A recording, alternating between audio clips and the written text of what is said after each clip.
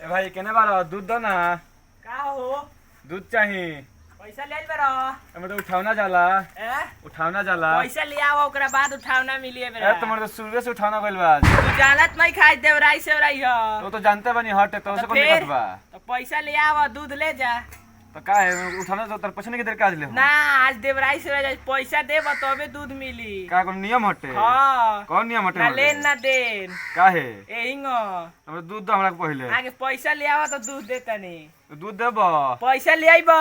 तो दूध दो ना तो पैसा देता नहीं। पैसा ले आओ तो दूध देम। का है ना ए काहे ना गरमाई सुबह सुबह के यात्रा तू खराब कइले बारो। तो फिर से ले कोनो। तो जब जा ना जा चुपचाप। जात नहीं बनी जा तारा खानी पनीर दूध का होई हमरा गाछ डालम का जाके हम ए पैसे। काहेगा बोला तारा तो पनीर देनी थान तोर के दूध के तो बुझाइबे कर बोलते में पानी रहला आधा किलो। थान तोर के देली हेंगा गाड़ के तोप देनी नो। तो बुझाइबे कर तो जात बानी तो ढेर बाटे लो बोलबो। जा बोलबो तू भाषण मत दो। ए मोर दूध कहां से ले लो हो। ए हम जहां से ले आनी जैसे लेने दूध तेरा के दे दे लखो। हां हमरा के दे दे लखो दे। हमारा ना दे लखो हमरा के का है कहता है देवराई से आज उदाहरण नगर ना चले। तो हम तो नोट से जाके लेनी है। हां सब नोटवे के खेला बा। अच्छा हां ठीक बा। ए द ना तनी खैनी द देवराई से रे पता बा कि ना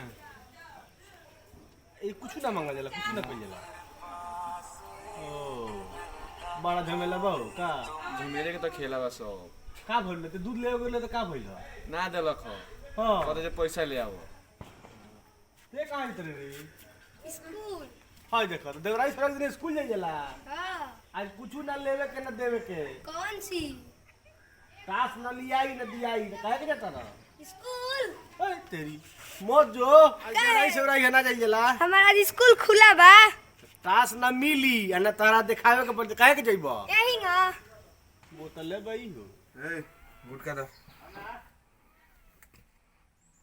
गुटका दो यार का है मैं कोइले बड़ा गुटका दो ना। गुटका तो मार दो गुटका दो। पैसा दो तो गुटका लो। अरे तो मार दो काहे में बोलत बिहान ले लियो पैसा। बिहान काहे ले ली हो आज दो तो आज लो। मार दे आज कहां पिना देबो। ता नहीं के पता हमरा कहां पता बा। कहाँ हम यही रहबो? रहिले हमरा पते नहीं खे। पाकिस्तान से लो का कि नहीं के पता दे मार दो फिर ऐसन काहे बात बोलत रह हम पाकिस्तान के हई। तब तबे न ता नहीं के पता कि आज का हो। का हो बताओ आज खिसिया के बा। देवराई से उड़ाई हो हां तो आज ना केहू के दिहल जाला ना केहू से लिहल जाला। काहे हो। आज देवराई से उड़ाई हो। अच्छा ठीक बा तो पैसा ऐसे तो नहीं के हमरा लगे कि याद दो गुटका एगो। ना तो पैसा दो ना तो गुटका ले लो। ए भाई दो ना मार दो काहे में कइले बड़ो। आज माल छीकी आ माल ली दे